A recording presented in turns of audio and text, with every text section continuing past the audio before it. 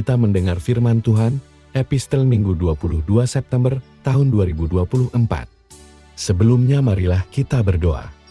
Damai sejahtera dari Allah Bapa yang melampaui segala akal manusia, itulah yang memelihara hati dan pikiran kita dalam Kristus Yesus Tuhan kita. Amin. Firman Tuhan bagi kita tertulis dalam Yeremia 11 ayat 18-20.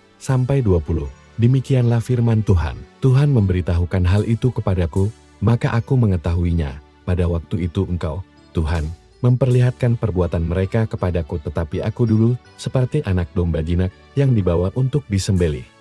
Aku tidak tahu bahwa mereka mengadakan persepakatan jahat terhadap aku. Marilah kita binasakan pohon ini dengan buah-buahnya.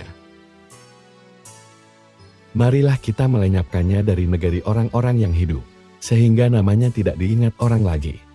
Tetapi Tuhan semesta alam yang menghakimi dengan adil, yang menguji batin dan hati, biarlah aku melihat pembalasanmu terhadap mereka, sebab kepadamulah kuserahkan perkaraku.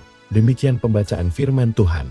Saudara-saudara, firman hari ini berbicara tentang keadilan Tuhan sebagai hakim yang adil. Dalam ayat ini, Yeremia menyatakan keyakinannya bahwa Tuhan mengetahui hati dan batin setiap orang, dan bahwa Tuhan akan memberikan pembalasan yang adil terhadap mereka yang jahat. Renungan ini mengingatkan kita untuk mempercayakan segala urusan dan permasalahan kita kepada Tuhan. Ketika kita menghadapi ketidakadilan atau dianiaya, kita sering merasa marah atau ingin membalas dendam, namun Yeremia menunjukkan sikap yang berbeda.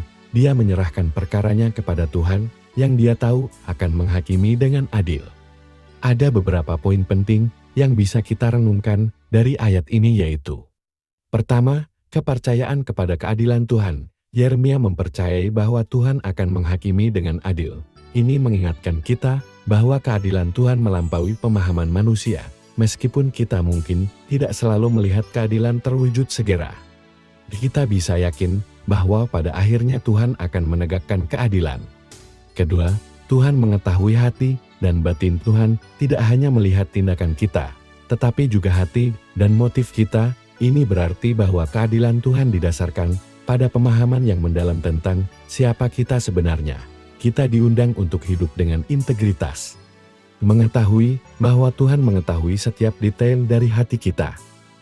Ketiga, menyerahkan pembalasan kepada Tuhan. Alih-alih membalas dendam, Yeremia menyerahkan perkaranya kepada Tuhan. Ini adalah panggilan bagi kita untuk tidak mengambil pembalasan ke tangan kita sendiri, tetapi mempercayai Tuhan untuk menangani situasi tersebut dengan caranya yang sempurna. Meskipun kita mungkin tidak melihat pembalasan segera, kita dapat yakin bahwa Tuhan akan bertindak pada waktunya.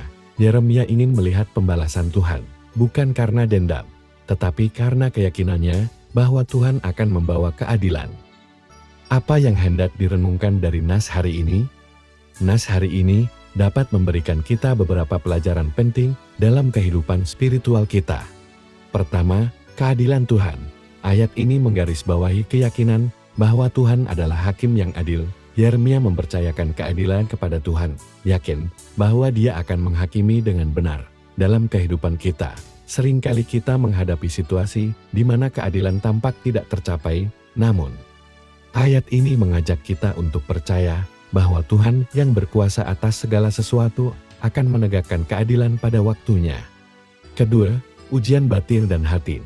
Tuhan tidak hanya melihat tindakan luar kita, tetapi juga menguji batin dan hati kita. Ini mengingatkan kita bahwa integritas dan motif kita adalah penting di hadapan Tuhan, meskipun kita bisa menipu manusia dengan tindakan yang terlihat baik.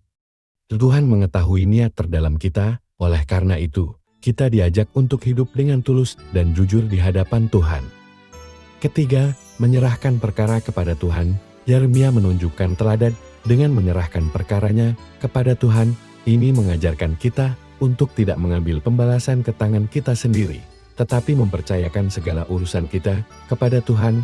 Ketika kita menghadapi ketidakadilan atau penindasan, kita dipanggil untuk berdoa dan memohon pertolongan Tuhan, percaya bahwa Dia akan bertindak sesuai dengan kebijaksanaan dan keadilannya.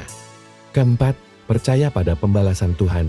Yeremia berharap melihat pembalasan Tuhan terhadap mereka yang jahat, bukan karena dendam pribadi, tetapi karena keyakinannya bahwa Tuhan akan mengadili dengan adil. Ini mengajarkan kita untuk mengandalkan Tuhan dalam menghadapi orang-orang yang berbuat jahat kepada kita dan percaya bahwa Tuhan akan memberikan hukuman yang setimpal.